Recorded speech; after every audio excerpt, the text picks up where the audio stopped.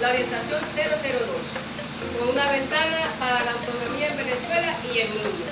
Nuestra receta del día de hoy es pasta con salsa de tomate y mortadela.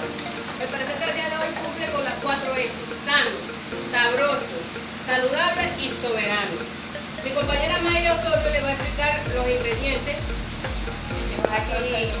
Aquí tenemos salsa, aquí tenemos los tomates, aquí tenemos la mortadela, aquí está el ajo, la sal y el aceite.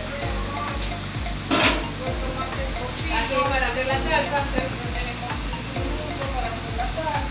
Aquí tenemos la pasta, ya que se está cocinando.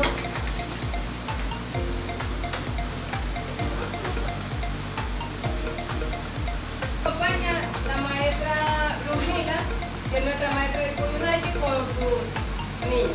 Ya lista nuestra salsa, y aquí tenemos lista nuestra pasta. Aquí tenemos la salsa de tomate con mortadela de pollo y nuestra pasta.